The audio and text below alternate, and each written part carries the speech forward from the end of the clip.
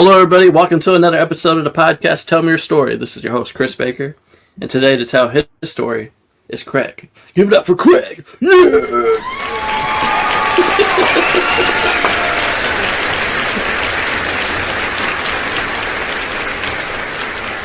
Welcome to the show, Craig. Just jump into this right away. Where does your roots start, man? Where did you start growing up at? Where were you born? I was born in Margaret Haig Hospital in Jersey City, New Jersey. And the funny thing about how I was born is my grandmother died in the same hospital the night before I was born, and that always like was a little weird to me.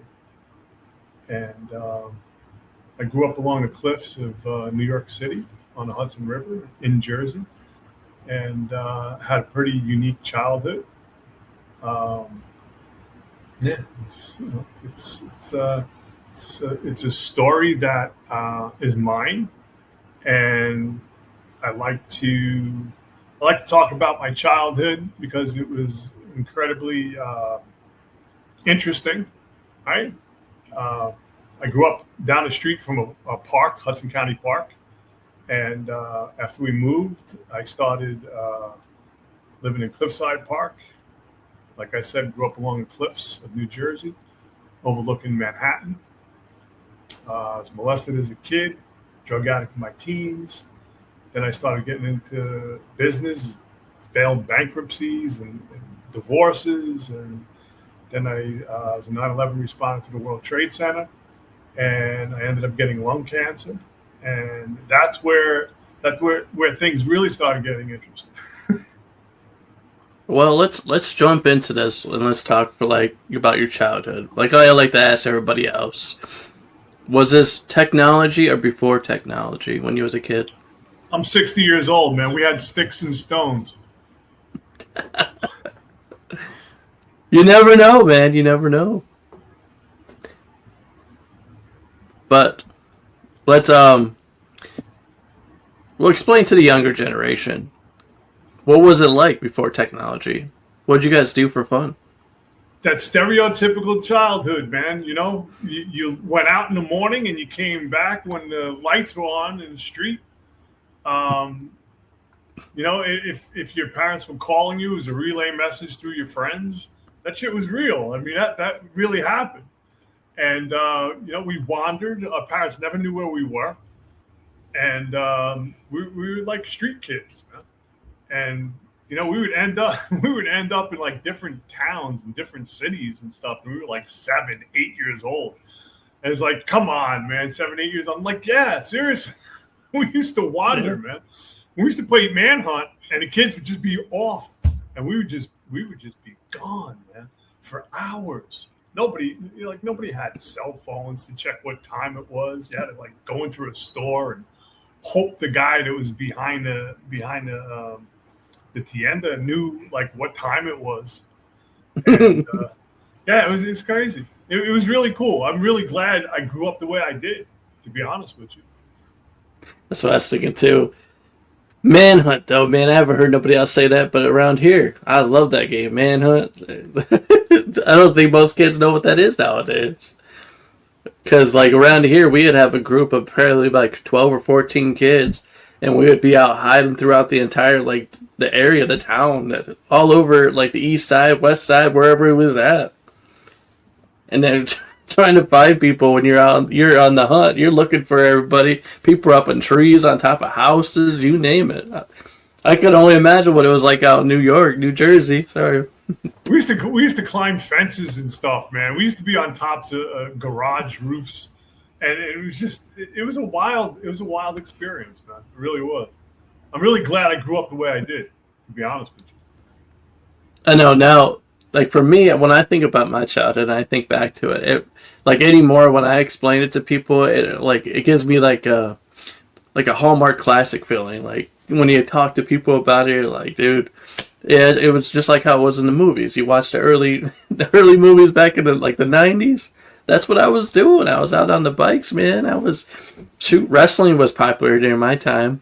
Wrestling was big. WWF, WWE. We were we're all about that. We would be at steel cage matches, trampolines, backyard wrestling, you name it, man. We was doing that.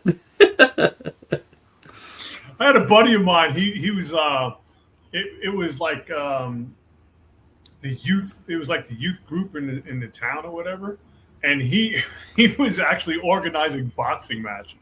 And kids would like line up for these boxing matches. They'd be beating the hell out of each other. They had to stop those eventually when the town actually got notice of them. But I mean, if we were doing the stuff now that these kids were doing, like back in the day, like what we were doing back in the day, if these kids were doing it now, they'd be going to jail. They'd be going to prison. You can say that again. I remember jumping off houses, jumping off roofs. Watch out! Doing a front flip, man, off the top of a garage. I mean, how many people? I don't know. There was a couple guys that broke their arms. Don't try that at home, kids. Don't do that nowadays. But we got pretty hurt on that stuff. Doing stuff. I mean, going from the roof of a garage onto a trampoline, and I mean, I seen the trampoline itself collapsed with people on it. But you know, for whoever's watching this and listening right now, be careful when you do that stuff. we did some wild stuff when we was kids. Yeah, it's interesting, and I think your childhood forms who you are. You know, the Jesuits used to say, "Give me the child, and I'll show you the adult." Because from 0 to 8 years old, that's the pre-programming of who we are in our life. And from 0 to 8 years old, I had an amazing childhood. Like I said, I grew up down the street from Hudson County Park. So I mean, we were playing cowboys and Indians and fishing and doing all of this stuff as I was growing up. You know, yeah, it was fun. Cops and robbers. Oh yeah, all of that stuff. Yeah. And then we came up with stuff too, playing sports, kickball. I mean, baseball. Baseball was huge back then. It's hard to see that anymore now. Like backyard baseball, people playing just out in the open anywhere. Yeah, wiffle ball even. Ball, stick ball. You don't even see that anymore, and it's like it's sad thinking about it. No, we used to have all that, man. We used to nobody really had bikes, so we used to have to make bikes out of parts and stuff. And we lived on a dead end street, and we used to ride down the street, and then at this one point jump off the bike and watch the bike slam into the walls, man. And we used to get hurt all the time, man. All the time. Broken bones, split lips, stitches. And nowadays, man, it would be child abuse. Yeah, I remember making them chopper bikes for sure. Getting all different types of bike pieces from the junker. I mean, even like putting bikes together. We made chopper bikes out of them. And then if we wanted the first, what you would call the first e-bike was actually from our era. You had the motorbike. You could ride that around. That was very rare, but it was actually cool to see when you came across mini them. I don't know. Yeah, mini bikes. Yeah, little engine used to put them together and drive them around. Good times, good times. What was high school like for you once you got to that point? High school, my high school. I mean, we used to either hitchhike, right, or take the bus. My high school had a little park, and in the center of the park there was this round concrete just like this concrete thing in the middle, and somebody painted it a quaalude. So our mascot was a quaalude, and the thing is nobody changed it. Nobody repainted it. Nothing, man. That thing was on there for years, and it was like that was our high school, man. Our high school was at any given time, somebody would be hanging out the window by their feet. I mean, it was insane. What? Yeah, no, it was an insane high school. Cliffside Park High School in the '80s. That was a wild ride, man. Yeah. Okay, explain your high school experience compared to nowadays, because these kids nowadays don't really know. I mean, back Like now, it's all technology. Everything you go to class, you got computers, you got phones. Like, what was your high school experience really like then? We had psychedelics. We that's Don't what do we had. drugs. Yeah, Don't do drugs, kids. Don't do drugs, kids.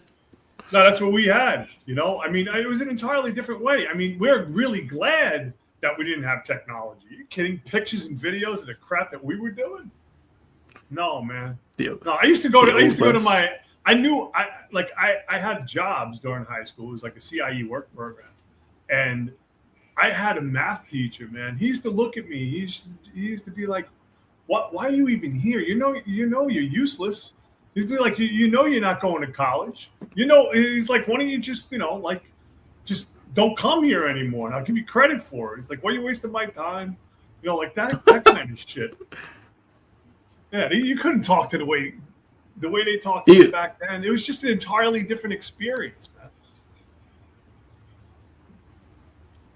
I can only imagine. I mean, it's, you guys think you guys get hurt nowadays from what your teachers are saying, or they just don't give it to you.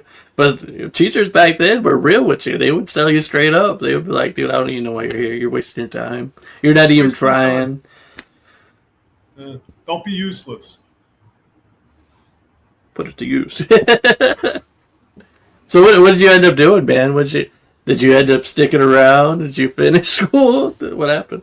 Yeah, no, I graduated. I was in the CIE work program. My best class was business law. For business law, every morning we used to meet up for coffee, take the order. My teacher was this guy Ralph, impeccably dressed, always like he was teaching us things, right? Another teacher I had, Tony Taylor, in middle school. These are like legendary people in our lives because they actually cared. They taught about life instead of school.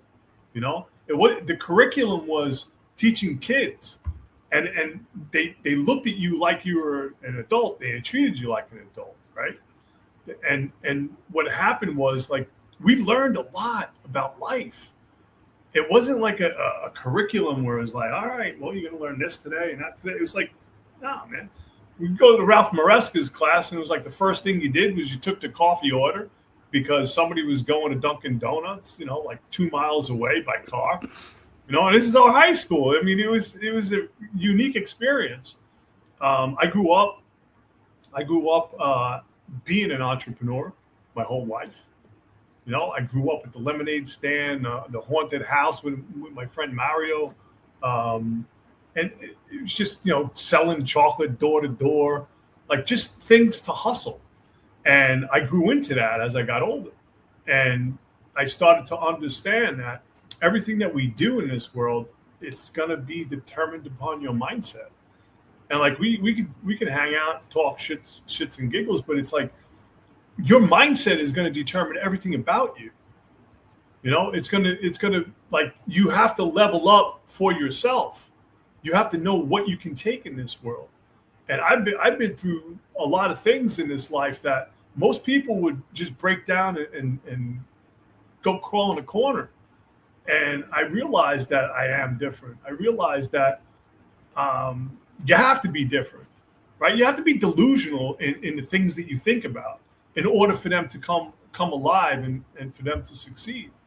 And one of the things that I like to do is I coach people into aha moments. I want people to understand, number one, life sucks. It's unfair. You have to understand that straight out of the gate. Crappy things are going to happen to good people. And staying in that woe's me mindset, victim mentality isn't going to save you, because you have to become resilient, and you have to understand that things happen for a reason. I believe. I don't think about things happening in coincidences and anything like that. I believe life will throw things at you so you can alchemize it and become a better version of you. Sorry, I just went off on a tangent there. I know, that was like, damn, that was deep, man. I was like, keep going. What would you say though? Where'd you get the entrepreneur bug? Were you trying to buy something at first? No, my Uncle John, man. He was a guy, like, I used to idolize this dude. He was the guy that, like, he was a mechanic, and he used to fix cars. And you'd be like, hey, Uncle John, like, what are you doing? He's like, oh, I have this car and it's amazing. I'm going to drive it until the wheels fall off. And somebody'd be like, hey, man, I'll give you $500 more than what you paid for it. He'd be like, oh, really? Sold. So it was like, getting that guidance. And I had a couple uncles that ran taverns in Hoboken. My Uncle Tommy, he was a World War II prisoner of war. My grandfather was a professional boxer back in the day, like in the 1930s. My mom was sick as we were growing up. My dad was Marine. He was a flamethrower. He's one of the chosen few. So, I mean, I've had these hardcore characters around me, but the one thing that I experienced was a lot of love. It was always love, hugs, kisses, always. I'd be the kid that was like 16 years old in the middle of the street giving my father a hug and a kiss, and all the other kids would be like, what are you doing? You're a fag, man. I'd be like, fag? That's my father. I'd be like, that's my father, man. Like, what is the matter with you? And what I realized growing up and a little bit later on, kids don't have that experience. Kids don't have that. And I'm very fortunate because I take the lessons that I've learned and I convey them to other people. Because I have all the love in the world. For people that screw me over, and I've had people walk away from me, and I have all the love for everybody, man. I think that the world needs more love. I think the world needs more empathy. And I believe once we start talking about our commonalities rather than our differences, we'll get along better. Much better. Yeah. Without a doubt. Without a doubt, man. And then, like you said, though, you don't really see that nowadays, where that love and affection. It's kind of like, it feels like it's a forbidden thing. It's a forbidden. You're not allowed to show that side anymore. And I think really that's where we're messing up at. We need to be comfortable enough to show that to everybody, family, friends. We need that. I've lived in a lot of different cultures, and I've been exposed to a lot of different things. One thing that I realized, and it was really profound when I realized this, is nobody laughs or cries in a different language. Everybody wants to do better, right? They want their kids to be better. It's when their parents pass down their failures to their children in the hopes that those failures becomes the kids' successes. So the kid literally is screwed from the get-go because he has no vested interest in what he wants to do. And, I know kids that are in college just because their parents are paying the freight. It's like the kids are just wasting their time and I know kids that graduated college that don't do anything that their achievements allowed them to do. They're off in a different career. They're off in a different environment. And it's like, school now is like, I think it's holding kids back. I believe that school now is like probably the worst thing for kids. Like even in Japanese culture, right? They don't let their kids go to school until like 9, 10 years old, man. In cultures around the world, they understand that kids need to go out and express themselves and be free. In the United States, we have to have a lock on them so they obey, and what's happening right now. I mean, we didn't have ADHD when we were kids. How do you, here, take a pill. Take a pill, calm down. It's like, no, have that kid run. have that kid running in the street, man. He's got to get all of that aggression and anxiety and all of that stuff out of him, man. You can't just sedate kids. We live in a crazy society. Yeah, and like you said, we're stuck in that right now, where technology has got us to that point where instead of actually getting the kids outside and doing something, like how we were just talking about playing Manhunt and being all over the west and east side of town, these kids are getting tablets and phones. And that's pretty much what they're growing up with. And they're seeing these influencers. They're thinking that this is what I'm thinking to myself, I remember when mom and dad used to say, don't sit so close to the TV, you're going to go blind. They're getting these screens right in their face. Oh, I can only imagine what their vision is like. And the thing is about influencers, right? It's like everybody's showing that highlighted reel of what their life is. And as soon as they shut that phone off, it's like, oh, oh man, wow, that was really. It's like that's not life, man. And it keeps influencing all of these kids, and it's like I want to express to them that that's not life. Right? Some of these kids they make millions of dollars in a month, and they think once they have all of that money, the world is going to change. Yes, it's going to turn into shit because you're not leveling up the way you're supposed to level up. It's supposed to be a little bit of energy, a little bit more energy, a little bit more. And yeah, these kids, man, nowadays, nah, man, I wouldn't want to be a kid now. I have a 20-year-old daughter, and we talk about everything. I made sure that I had conversations with my daughter that dads and daughters don't have because I grew up in the streets, man. I don't want her going in the streets for anything. You ask a question in the streets, it's nothing but chaos and emotional blackmails and no, man, no.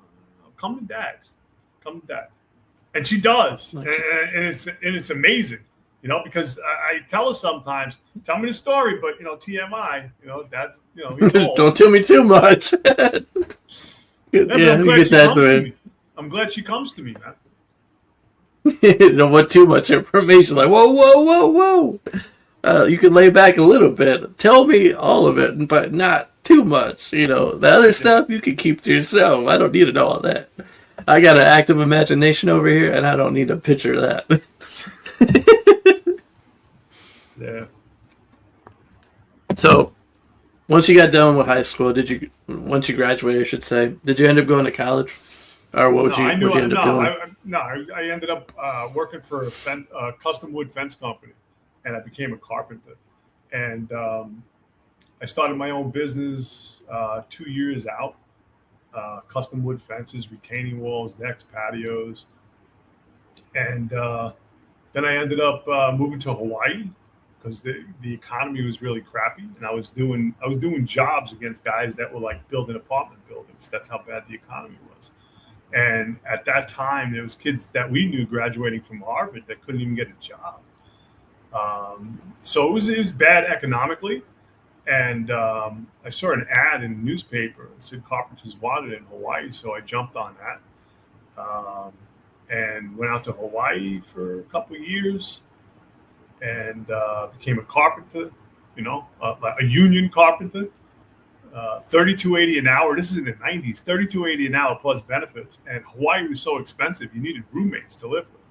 At $32.80 an hour, and it was just, it was really interesting because I got to backpedal a little bit. I was molested as a kid after my amazing childhood, and I became a drug addict in my teens. And I remember when I blew my knee out. I can't remember, 13, 14 years. Hold on, wait. So you were molested as a kid by who? Was it like a family member? Like what? How did it? No. It was a neighbor. It was a neighbor, and it was very troubling times because I grew up in an environment where it was like, you suck it up, you move on, keep going. So I couldn't tell anybody, and it wasn't until I was like in my 40s I started dealing with that. I used to speak at convention centers on owner finance and lease purchase properties. And, we created the first online repository of owner finance and lease purchase properties in the world. And I'd walk off stage at a convention center and get all of these accolades. And I used to think that I was garbage. I used to think that I was less than. I didn't deserve anything. And a lot of people now I see in society walking around with that inside their head. And this is the only real estate you can own, man. This is it. That's it. Anything else outside of you, it's external. And I tell people all the time, you live in your head 24 hours a day, 7 days a week. Like I tell people about how I have zero attachment to my kid, zero emotional attachment to my kid. And that sounds horrible.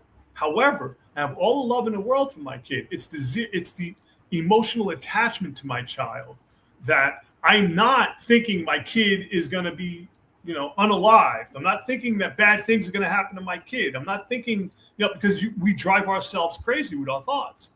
And those are thoughts that I will not put into my head. It's like She lives her life, right? I'm there all the time. I understand. We communicate every day, every other day. She's in college. I mean, she's 20. So, don't want to pay attention to that. However, that being said, communication is great, and I leave it at that. It's like you think about your kid, you move them forward, but I'm not in that all the time. I'm not like, oh, I wonder what she's doing. Is she doing this? Is she doing that? It'll drive you crazy. And that's what most people do now, unfortunately, because they're looking for an external validation. And it's always about like how internally, right? I listen to people, they want to change the world. You got to change your inside world first. And I was fortunate enough to get lung cancer. I was fortunate enough to be in the most excruciating pain that anybody can go through for 6 years, where I had to sit in my living room to alchemize all the pain, mental pain, all the crap that I had to go through. And I show people. That's the big difference. I show people through my experience that you can alchemize anything in this world. You just have to get rid of that story that you have inside your head. And it's the emotional attachment to the story. Because once you're able to alchemize that emotional attachment, then the story it's just a story. It's just an experience. However, we have something inside of us that can recall the experience and still bring the emotional attachment back, which brings the same way you felt, and it could be 30 years ago. I do that with my clients, man. And I don't mean to, I do kind of mean to intentionally do it because I want them to know that they can change their biochemistry just by a recall. So if you could change your biochemistry by a recall, you could change your biochemistry. So the recall, it's even, man. It's null and void. Now, for somebody that's watching and listening right now that kind of deals with this, where they feel like they can't control their thoughts, and like you said, we go through those motions constantly. What would your advice be to that person? How could you help them out? What would you tell them to control that?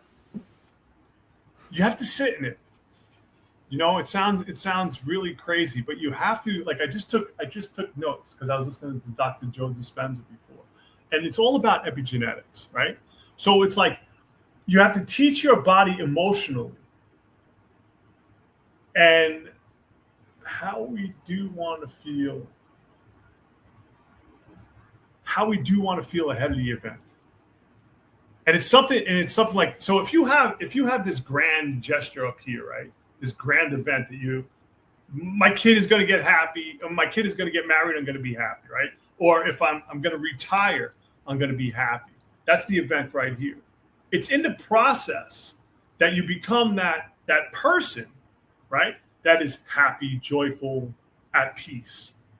You have to become that person now ahead of that event in order for you to achieve that, in order for you to understand that it's now. Now is the time to be happy, joyful, and at peace. Not when you have my daughter married or, I'm retiring. It's like, no, man, no, your thoughts are out of control. So we have to control our mindset to control our body ahead of the event. And this is something that I'm passionate about. This is the reason why I'm going on this 20-city tour in the United States for September 11th anniversary. Because there's anxiety and depression in this world. In the United States, it's devastating. Totally devastating. And it doesn't have to be. It really doesn't. So sorry, I went off. How did you learn? You're okay. Yeah. How did you learn how to control it, though? What was your first way of breaking through that wall? So I had a 9-hour surgery for lung cancer. They took my mid and lower lobe, my right lung out, and during the surgery, I went through like whatever could happen had happened. In my recovery, the pain med doc, he bent the epidural in my back. The lady that was dealing with my chest tube, she actually pulled it out. And the lady that was cleaning my catheter actually pulled it out halfway. And I had a friend of mine, he was an ER doctor, and he's like, oh man, you're And it was like, yeah, man, it took me a year and a half to learn how to pee straight. It was like, wow, man, like you go through these horrifying events. So it was at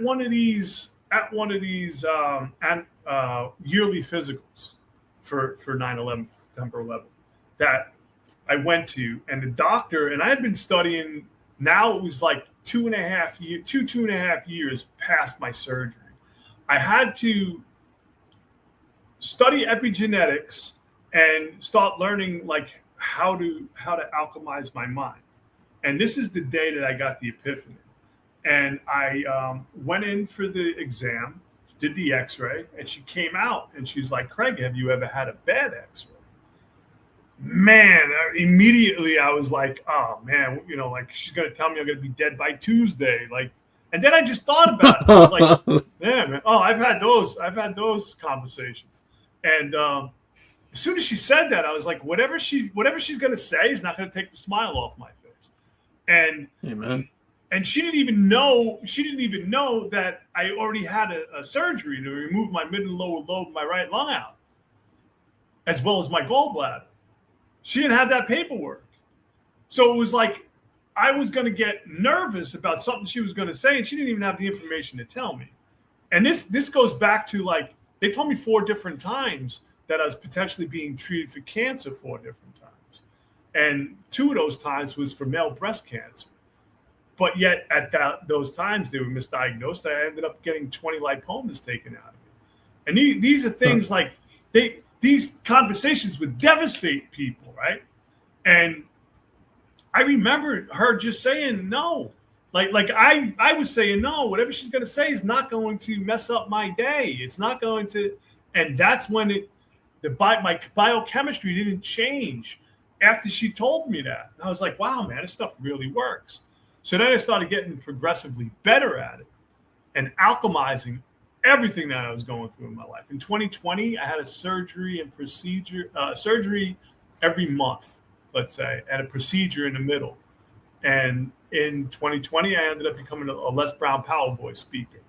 In 2021, I had a knee ablation. It gave me 3 blood clots and almost killed me. And they were thinking about taking off my leg.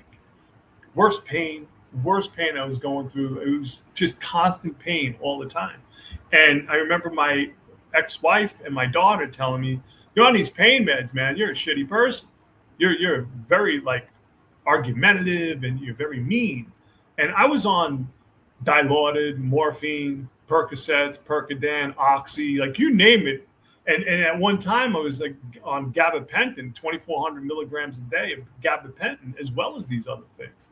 So I needed to tap into who I was when I was living in Jamaica with somebody that was savant, that showed me exactly what the mind can do. And I take all of these experiences and I tell stories about how you can change your internal chemistry set. Because I've taken the time and energy to put time and energy into me. And my life has been amazing. People are like, well, how come you're not angry? Angry at what? I'm still breathing.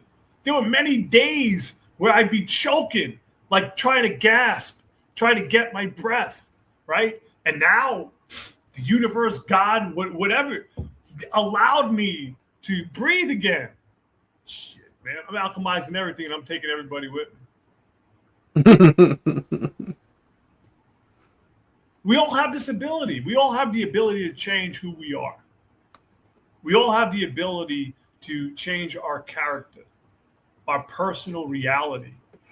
We'll change our personality. Once you do it, you got to put the time and energy into yourself. Most people don't.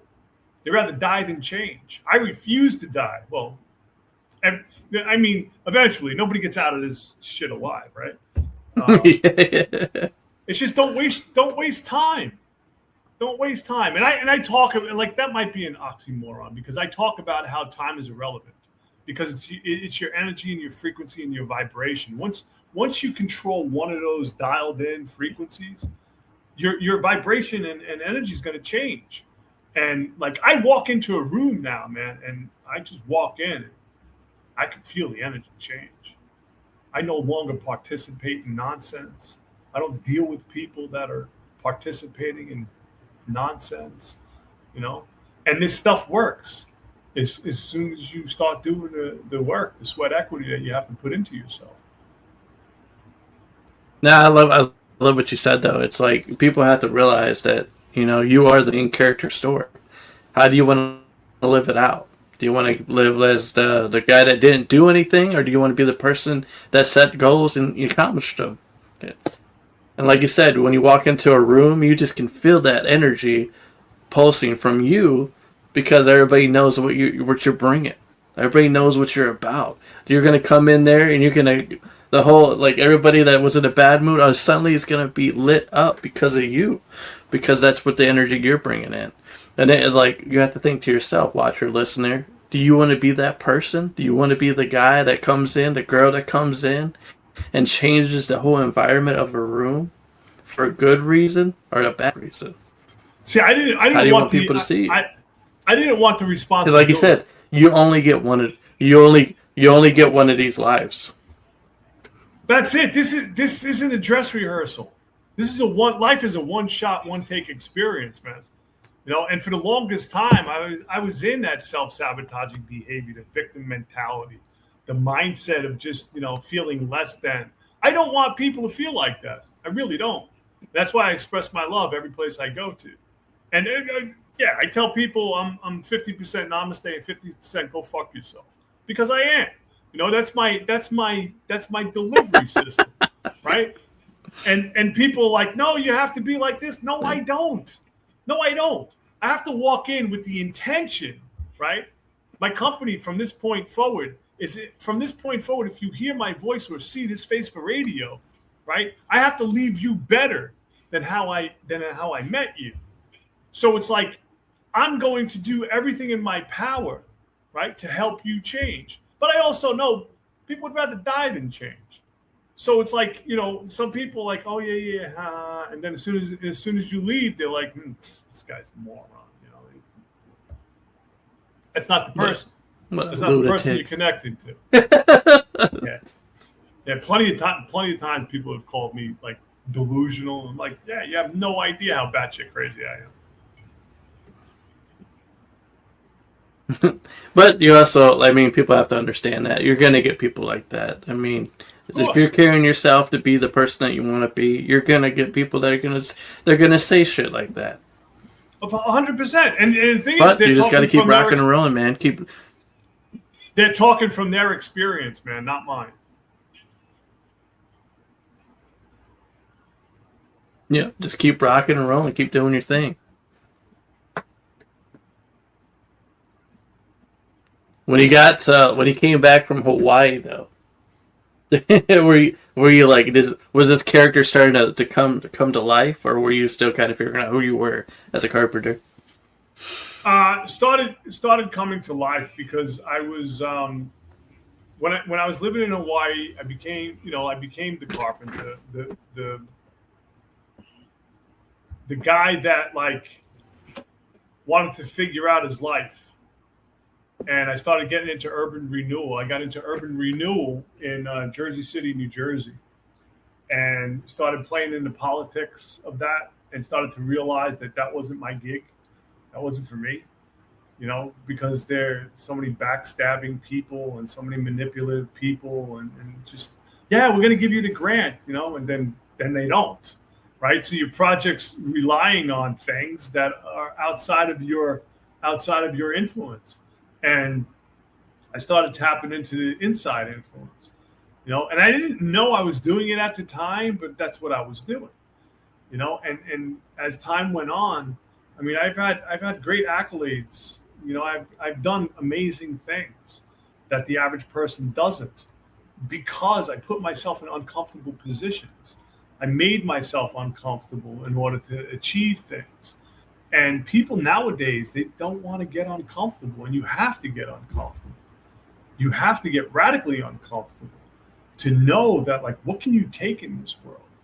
And when I get so many stories, so many horrifying stories, that things that like have come into my life that I'm still processing, still trying to understand or attempting to understand why certain people came into my life, why certain people died, to exit my life, why certain people like drug addicts that overdosed in my life, why certain people were murdered in my life, why certain people, and it's just an never-ending list of experiences.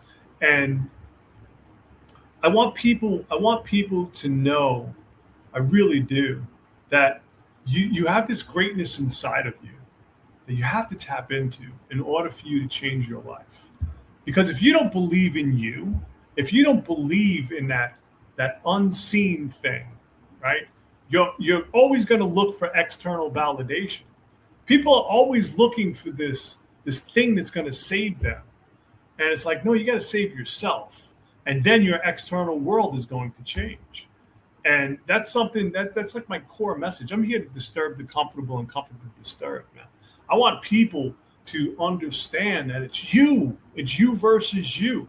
And one of those virgins needs to die in order for you to achieve everything that you want.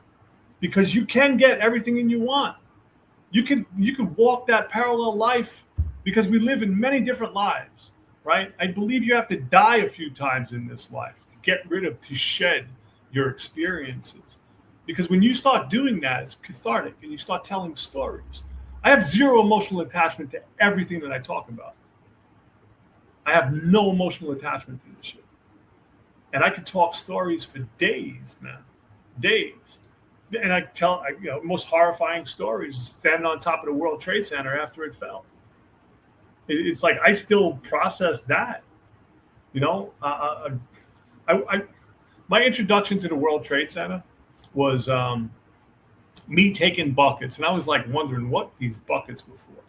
And I took these buckets, so I had a big pile of buckets, and I got off the boat and I started walking up the ramp, and people were pointing, right? And I could only see side to side. I couldn't see in front. So, I remember walking through the atrium, World Trade Center, and I remember like the restaurant to the left, guys smoking cigarettes and stuff like that. There was a room filled with bags. I didn't even want to know what those were. And it started getting dark, and then it started getting light. And I walked over to this knee wall, and I like put the buckets over the knee wall. And as soon as I put the buckets over the knee wall, there was an alarm went off, a big like horn, and all of a sudden I heard run. That's what I did. I ran for my life. Because what happened was the front facade of the building fell down on my buckets. And it was just like, what am I doing here, man? Like, what is this chaotic scene? What am I doing here? And then I ended up getting lung cancer. And this is where the story started to get, real. However, people who talk to me, they're like, that must have been crazy. I was like, yeah, it was, but it wasn't part of the craziness before, or it wasn't part of the craziness after. Because 2.5 years, it was 2 years? No, 3 years after that, we moved to Florida, my wife and I at the time, and got hit by. We built a real estate portfolio of 30 houses, sitting nice, man. We were doing well for ourselves, and we got hit by 2 hurricanes in 3 weeks.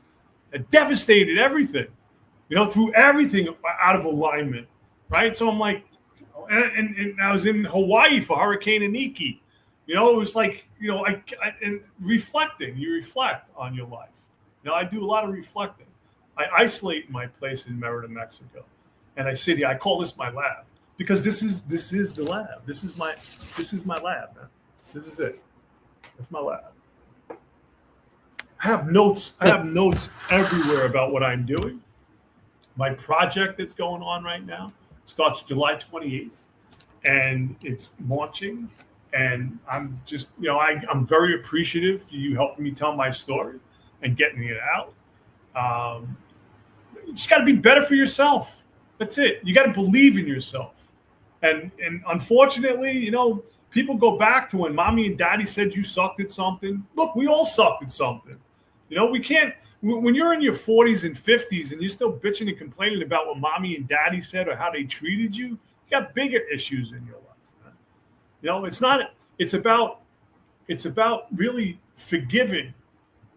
It's forgiving, not the people that did you harm or did your tragic story or, did you wrong. It's forgiving yourself. It's forgiving you and understanding that you are responsible and have to be accountable for how you change your life. Nobody else. Nobody else, man. Preach it, man. Preach that. Because people really need to hear that, though. I mean, it sounds like you're coming off rough, but it's the truth. People really do need to hear that. You need to get out of the uncomfortable. Yeah, because their comfort zone isn't going to save them. It's not. And right away, as soon as like you get uncomfortable, right, and then you don't change your state, and you get that feeling. It's like, no, I'm going back to how I was. No, keep going. Keep going. You're right there. Keep going. And I promise you, I don't promise shit to anybody, but I promise you one thing, man. You get radically uncomfortable with yourself. Get radically uncomfortable and feel it and feel it. Feel the uncomfortableness and keep going through it. This is where the dark work starts coming into play. This is where all that dark shit that you think about, it's holding you back, starts to alchemize into different synchronicities. This is when you're looking down at that inner child, right? You're looking at that child and you're going, you know what, man? It's okay. You didn't understand the crap that you went through. And that inner child is going to look at you as the adult and be like, wow, man, you became this amazing person through all these trials and tribulations. And it's like, yes, because you didn't quit. As a child, you didn't quit. You kept on going. And I'm so proud of you. And then what happens is you have heart and brain coherence, man. And that light inside of you gets turned on. Now you become a beacon. You become that blueprint for other people. And, man, that's powerful as hell. Really is, because you never want to go back to who you used to be. Yeah, that's what I'm thinking to myself. You could be all fired up over here because you hear that, man, and it's true. You start doing good to yourself. I know whoever's watching and listening to this right now, you're feeling that too right now.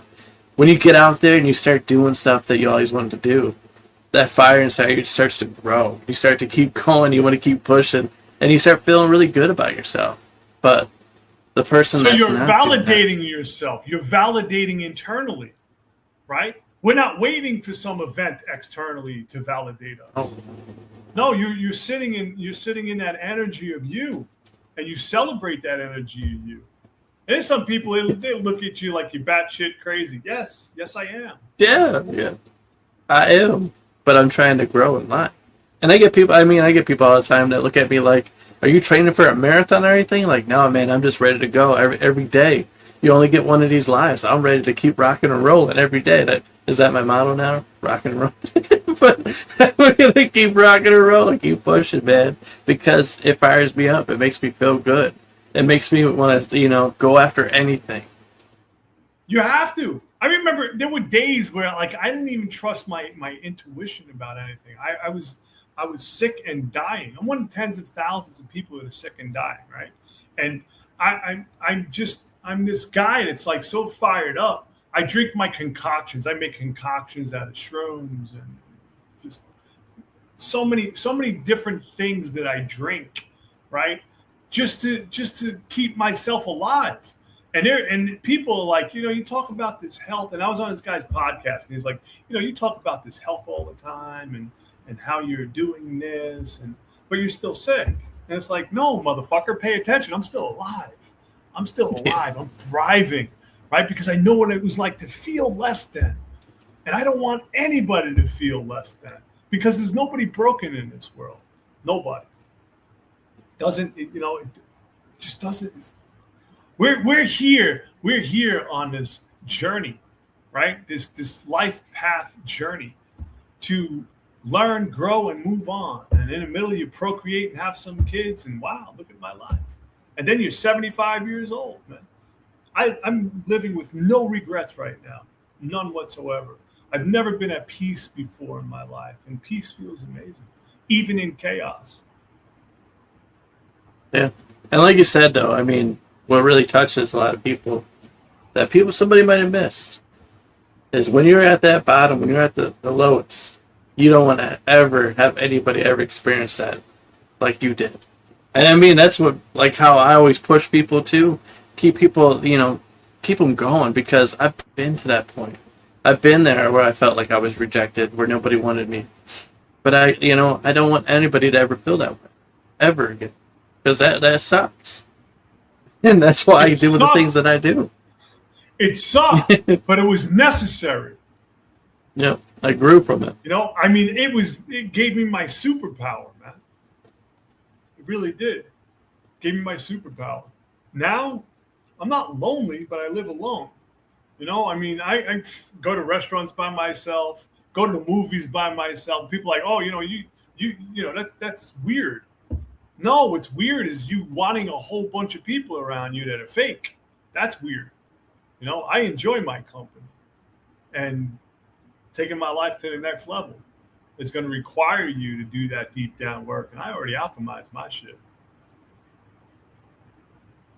See, that's where people don't understand. Once you get comfortable being alone, you become the most dangerous person. Because, like you said, most people don't like to be alone. And I'm one of them. I like being alone. I like being, by myself at times. I like it my doesn't alone bother time, me. man. Everybody, yeah, it feels good. You feel good, but you do it. You need it sometimes. I think we all need that, and we need to realize that sometimes you need to be alone. You need that time to yourself to relax. And once you get comfortable with that, that's a you can do superpower, anything. man. Yeah, that's a superpower. Like I wake up, I have my routine, man. I send out a few hundred emails, right? Because I'm on this journey, and send out a few hundred emails. Go to the gym for a few hours. Get on podcasts all over the world. Alchemize all the crap that's thrown at me, and I still sit here. Like, wow, that was nothing. Whenever Let's do it again. Right? Whenever I run into obstacles, there's two things I always say. I don't have cancer, and this is nothing to a giant. And that has transformed my life. All right. Well, I got some people asking, when you were at the World Trade Centers, and that, can you kind of play it out day by day? Because people are interested. They want to know what was going through your mind, what was going through, your thoughts, how were you processing the whole thing that was playing out that day? Can you remember back to that moment? So it took me 2 days to get there because everything was shut down, right? So me and my ex, we watched the towers come down, and she's got hundreds of pictures of this shit coming down. Boom, boom, boom, boom, boom. Came down. Went to Liberty State Park, and in the meantime, we watched the second tower come down, going to Liberty State Park. And then when I was in Liberty State Park, the boats started coming, and people started getting off, and they were disheveled, man. I mean, they had white dust and people bleeding, and just like, because they just buildings fell on top of them. And I was telling her, I was like, I got to go, man. I got to be there. I've been a carpenter my whole life. I've been in construction my whole life. And it took me 2 days, the second day. Yeah, so it was the third. So it was September 11th, 12th. I was there the 13th. I was there 2 days in the first 5 days. Okay. And it just so happened that you needed to be there 4 hours in the first 5 days. I was there two days in the first 5 days. So, and I never looked back. When I went, I never looked back because I was getting married in Florida October 27th of that year. So it was like I did my thing and I left, and I never looked back. And it was in 2012 that I had a collapsed lobe of my right lung. And that started the whole cancer processing thing. But getting back to the World Trade Center, it was horrifying. I'm not going to lie. It was horrifying. And you saw things like I understand what happens to somebody that when two pieces of concrete hit somebody, like what that looks like. And it's horrifying. And I remember my dad, he was a flamethrower in the Marines in Chosin and Incheon. Like I said, he was one of the chosen few.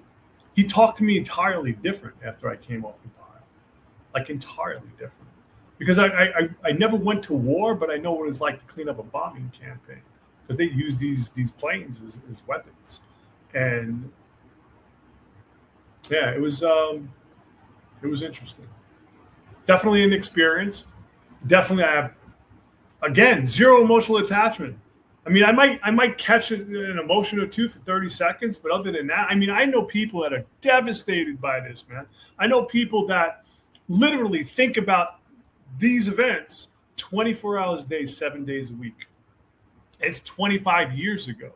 25 years ago. For 25 years, they've been in a trance thinking about this evil shit. And what happens is it goes into your head and it stays there. So it's actually living in your head rent free. I tried everything, attempted everything to get it out of my head. 300 rounds of dimethyltryptamine, peyote ceremonies with Wichita Indians, like anything that helped me psychologically. And I believe that, you know, you can alchemize everything in this world, man, because I have. And I want that for other people. I want that. Like I said before, man, I don't want people to feel like how I felt. You know, if you're in shitty relationships, think about the part that you're playing in it. Like, why are you still in it? People are like, oh, you know, you don't understand. No, I do understand. You're attached to that shitty story in your life. Yeah. And you're not going to get out of it unless you start doing the work. You know? And they're like, oh, you know, you're very callous in how your approach is. No. The approach is, look, man, if you're triggered, you got to work on your triggers. That's it. That's how you got to get out of this shit. That's how you got to do it. It's the only way. The only way. Yeah. Can't go, like, I mean, I'm not saying strengths and psychology. Like I've been through enough of them, right? And it's coaches and mentors that I really love, right? Because they give you a different approach. It's about correcting your behavior. It's not about telling your story over and over and over and over and feeling those emotions. And it's like, no, man, no. You can change your life right now if you really want to. But you gotta want it. And you said you and your dad got close to it. Like you had a better relationship after that. Well, like, we always had a rocky relationship. I said he talked different. He talked different. Yeah. Because it was Explain like that. So he knew, like, the shit that I just saw was not what anybody, like, the average person is never going to see that. And I believe, like, my story, like, I have this coach, right? His name is Craig Ashley. And if you looked at his life on paper, you'd be like, holy shit, why is this guy still around? He's one of the best peak performance coaches on the planet. He's like, Craig, why do you think we go through the most devastating stuff? Is to alchemize it, right? And then learn, grow, and show people how to do the same thing. We were chosen for this. This is like when you put those glasses on, right? The universal glasses. You can never take them off. But you can never tell people, you know, how you have to put the glasses on. You're a beacon for the people that are putting the glasses on and started to realize, wow, man, this is crazy. This whole world is crazy. Because the world is not run the way we think it is. Not by any stretch of the imagination. Not even close. Not even close to what we think. Man. Yeah. And the more you learn about it, it's like the less you want to know. Like I had a friend, like I was on this podcast 2 days ago, and it's about numerology. And I was like, you know, I like numbers and stuff. I get it. And at the end of it, we went into this other chat, and there was like 5 people in there, and they were all numerologists, right? And they were like, your numbers are off the chart. Like, we've never seen somebody that's so in line with your message right now. Because I'm not patting myself on the back. I don't care what you think about me. See, that's the gift, right? It's like everybody's got their own opinion based off of their experience. I'm here to disturb the comfortable and comfort the disturbed. I am here for people to be like, fuck, if that guy can do it. I tell people all the time, I'm a knucklehead from Jersey, man. And if I can figure this out, anybody can. Because it's simple. It's not easy. You have to go through the work. You got to go through that sweat equity, man. You got to go through the pain, misery, self-sabotaging behavior, self-loathing, all of that, and come out on the other end. A lot of people don't want to change because they're embarrassed. They have stories in their head that they're embarrassed about. I wrote a book on all my embarrassing. It's called Everybody Pays a Vig, because everybody does, right? There's a part of you you're never getting back in your life, so don't hold yourself back. You got to take your life to the next level, and it's going to hurt. You're going to cry. It's okay to cry. If you're a guy and you're listening to me right now, cry. Get it out. You feel so amazing after. And it's like, if somebody's going to say something about it, fuck them. Who cares, man? This is your life. This is your personality. This is how you have to change your way. So do that for yourself. Well said. Well said. Mic drop over there. But you're being real about it. I'm one of these guys. I'm just pissed off, man. Look, I had to move to Mexico, right? Because there's a health system set up for 9/11 people, right? And I can't participate in the program, even though I have 4 certified illnesses, right? I got GERD, Barrett's esophagus, cancer, and sleep apnea, and lung cancer. The 5, right? And I can't be seen because you need primary insurance. So I had to move to Merida, Mexico to get my health back. Because my primary insurance, they wanted $3,900 a month with a $10,000 deductible. I can't afford that. I can't afford that at any stretch of the imagination, right? And people are like, well, aren't you rich? No, I'm extremely wealthy. I'm extremely wealthy because I don't participate in the shit that you think about. I participate in the things I think about, the things that actually matter. Because most people are chasing this illusionary currency where I sit in the store of value, the money. I understand money and currency is different, right? So I don't chase things, I attract. And what I'm doing right now is I'm attracting everything that I ever left on the table. And that changes your life. It really does. It changes the way you think. It changes your perspective. Because you have to believe in yourself. It's called self-respect. It's called personal development. And you have to tap into who you are instead of what society has branded you to be. Right? Yeah. Is what it is. It's my story and I'm sticking to it. That's my story and I'm sticking to it. Kind of like go into detail about, so when did you find out that you had your lung was collapsing? When did that come into play? In 2012, I was getting infections and stuff, and ended up going to the hospital one night. Just so much pain, right?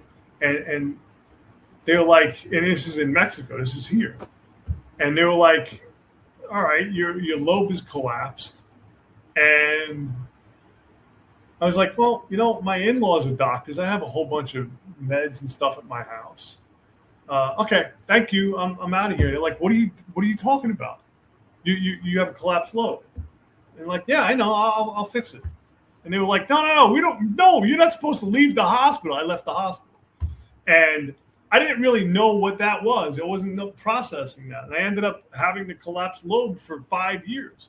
And it wasn't until 2017 we were back in the United States, and we just saw it was I think it was equinox. No, it was an eclipse during the day. We went to Helen, Georgia, and I'm an avid hiker, and I couldn't walk up this hill. Like my chest felt like it was going to explode. I was perspiring like tremendously, and I was with my wife and daughter, and we had tried to walk up this hill. I was like, look, man, you get up there. I got to go back to the car, man. And I went back to the car, and it was just like, I changed. I was sweating profusely, man. And we ended up going to the ER, and that was when they told me I had a malignant tumor in my lung. And he said it in front of my 11-year-old daughter. My first instinct was to throat punch this fucking guy. And that started me. Yeah, because he's like, there's people in this industry that don't belong there, man. I understand technicalities and stuff, but you don't tell somebody they got a malignant tumor in front of their 11-year-old kid. And like I said before, if it was going to happen, it happened to me. Because I've been misdiagnosed with different things and just how people have talked to me. That I became a patient advocate, especially in this 9/11 community. Like I said before, I'm one of tens of thousands that are sick and dying. Nobody gives a shit. Nobody cares. They talk all of these talking points in August to September 11th. If you call any of them September 12th, you get crickets. It's always about the mic. It's always about the sound bite. It's always about, their thing. And that's what I'm going to expose as I do this 20-city tour. Cancer and mental health awareness, because as soon as you get cancer, as soon as they say cancer, you think it's a death sentence. You think automatically you're dead. I'm a few years past my expiration date. Don't believe anything these fucking people tell you. Don't believe anything. There's so many different things that you can, like, I'm down here, so I can go to Naturista. They'll give me a whole bunch of bag of leaves and herbs and stuff like that. And it is what it is. I'm still alive, right? I'm still breathing. I'm still moving forward.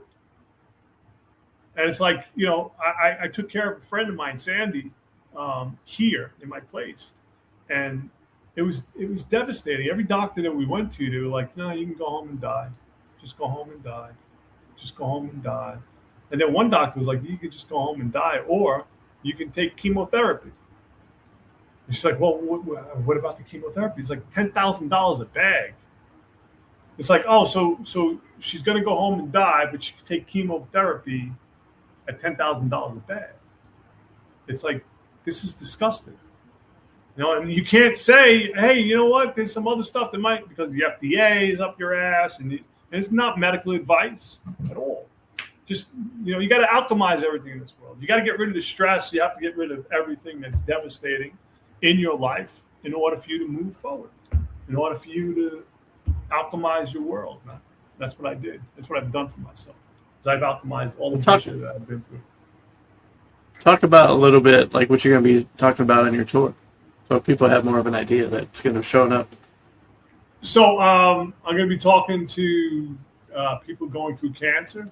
I'm going to be talking to first responders because 25th anniversary of the World Trade Center. 20 cities, man. I'm getting an RV. I'm jumping in it, and I'm going city to city, man. I'm starting off in Atlanta, July 28th, and going to Memphis, Oklahoma City, Amarillo, Texas, Albuquerque, Phoenix, and then rolling up on Los Angeles. Then I'm going from Los Angeles to San Francisco, taking a few days off, and then San Francisco to Salt Lake, Cheyenne, Des Moines, Chicago, and then after that, Youngstown, and then I'm going to Shanksville, D.C., Philly, Jersey City, and I'm rolling up on New York City, September 11th. And I'm building a huge media campaign. I have a GoFundMe set up for it, and GoFundMe actually started sending me emails saying that they were interested in my campaign. Supposedly, like 1% to 3% of all the GoFundMes in the world are supported by them. Not supported in that way, but they're going to help me with my media campaign. They're going to put the time and energy into it. I was just on Law Enforcement Talk Radio with John J. Wiley. He on the radio station. He's syndicated in 148 cities in the United States, and he exposed me to 48 million people. I'm on your show. I'm doing your podcast. I'm doing podcasts every day for the most part, and it's just to spread the word, man. There's a new sheriff in town, and it's you. It's you. Believe in yourself, man. That's it. That's the story. I'm going to be at VFWs. I'm going to be in VFW halls. It's the work boot culture, man. It's the work boot culture. It's the blue collar guys and girls, and it's what makes this country run, or the United States.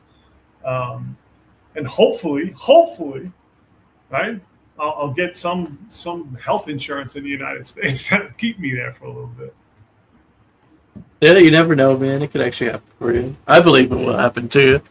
You'll get your stuff. You get everything that you need, really. Yeah, I believe so. I really do, man. I believe that, money is always attracted to a good idea. I tell people all the time, this is grassroots, right? So if you can share my story, donate $1, or send me a kind word, man, it's all greatly appreciated. What got you into speaking? How'd you get caught up in that? From being a carpenter, then all of a sudden you became a speaker. How did that happen? Well, because I know somebody's curious.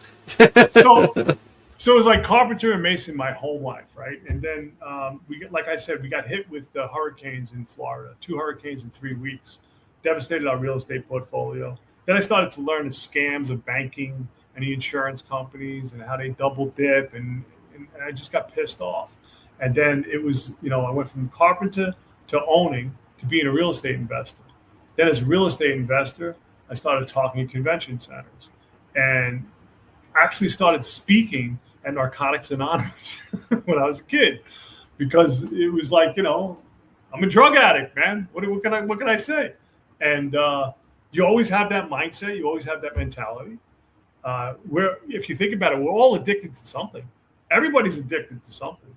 A lot of people now are addicted to social media. They're addicted to their phones, and they don't realize it yet. But humans have this way of just being addicted to things, man. And a lot of them are not healthy behaviors. I just experienced being addicted to not healthy behaviors. And sorry, I went off on a tangent. What were we talking about again?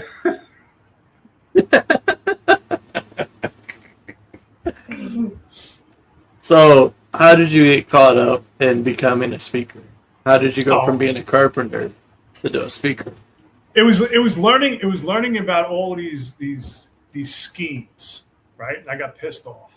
And when I found out about what insurance companies do and what banks do, I created the first online repository of owner finance and lease purchase properties. That's how I started my speaking career. Is I'd go to convention centers and talk about, creative financing in real estate, because it's so different. Like, people are like, I got to save my whole life, and then I got to put 20% down. And no, you don't.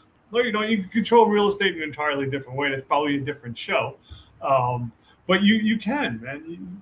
And I always looked to the rich people, right?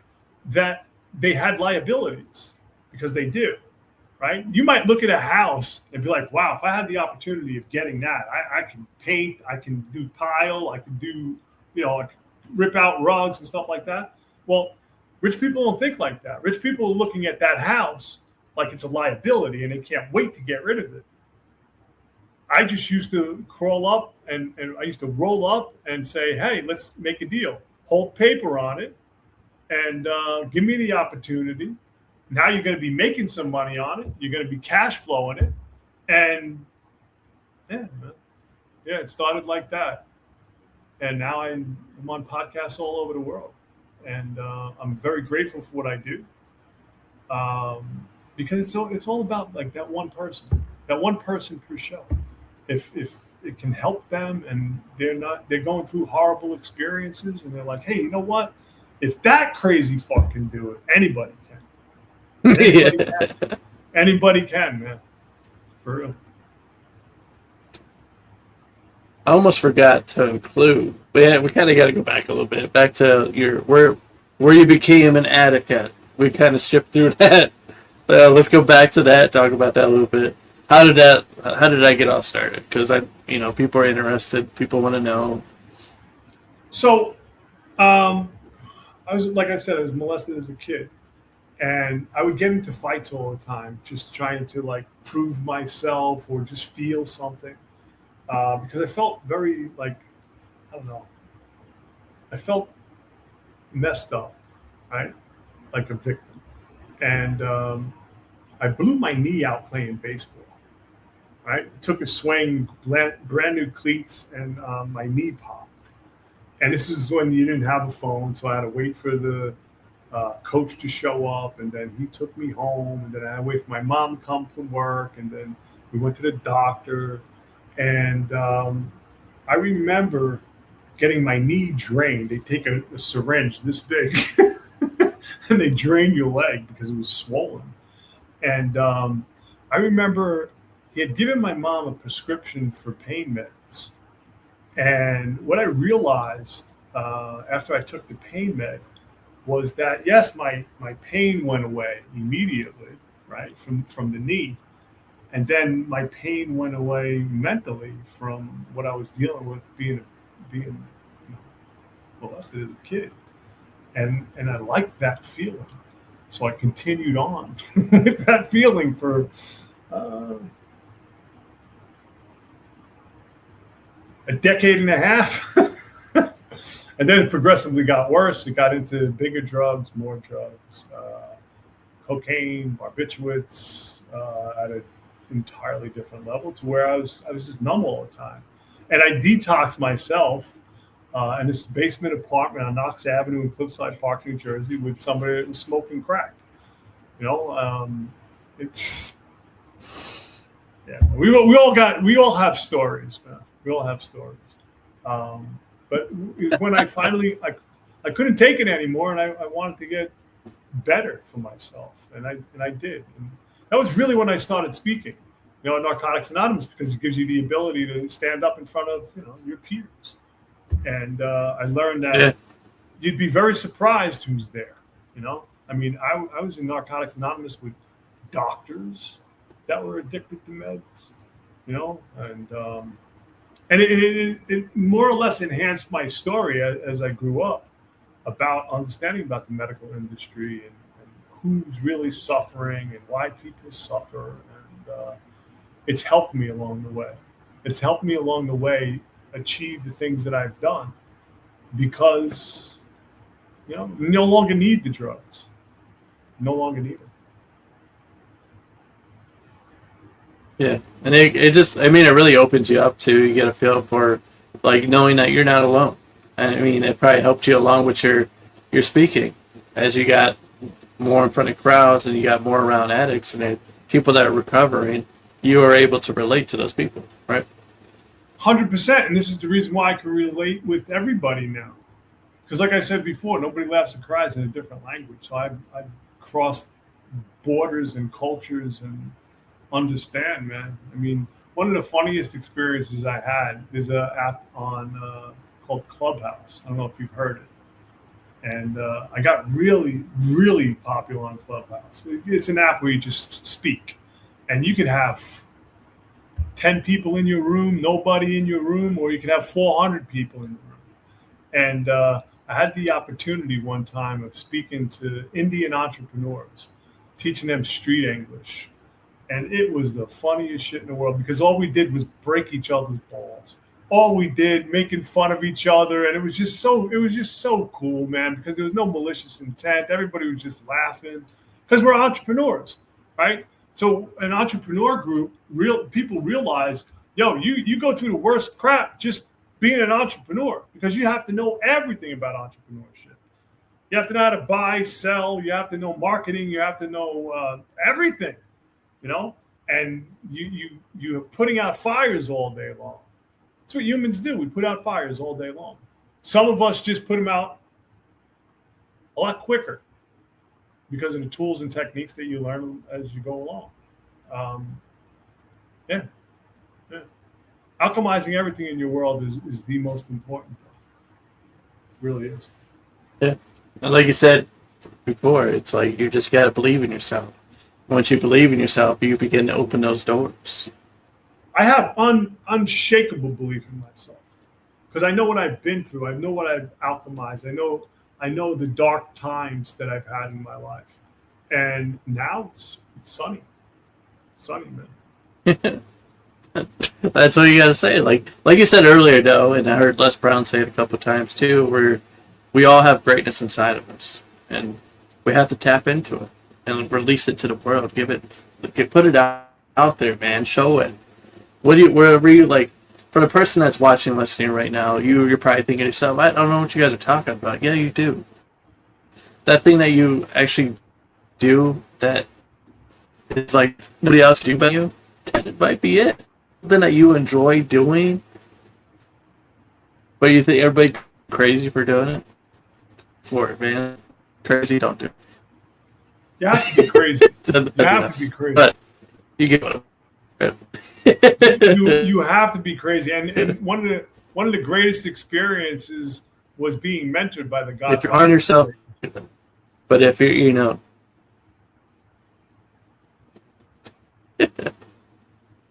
don't do that. All right, as we begin to wrap this thing up, man, I simply just want to say thank you for coming on and sharing your story, Greg. Thank you for giving me the opportunity, Chris. I greatly appreciate it. There's you. You still there? Yeah, I'm still here. Okay. Did you hear what I said? No, I didn't. You're It froze for a minute. yeah, you're frozen.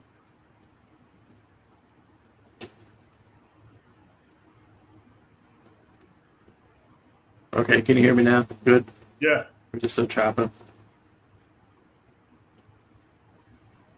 All right. Like how I like to wrap this thing up is I like to pass the microphone over to you, and for the last 3 questions, I allow you to ask me those questions. The last 3 questions, you want me to ask you the last 3 questions? Yeah. I allow you to be the host. Pass the mic over to you. Okay. So what do you think the most important thing in life is? Yourself, man. Just believing in yourself. Realizing that you only get one of these. Okay. Where do you see yourself in 5 years? Live the life, man. Your purpose. Okay. That's a good question. I live day by day. I live for the moment for the day. That's a good answer. That's a good answer. Last question. If we're all so different, how come nobody laughs or cries in a different language?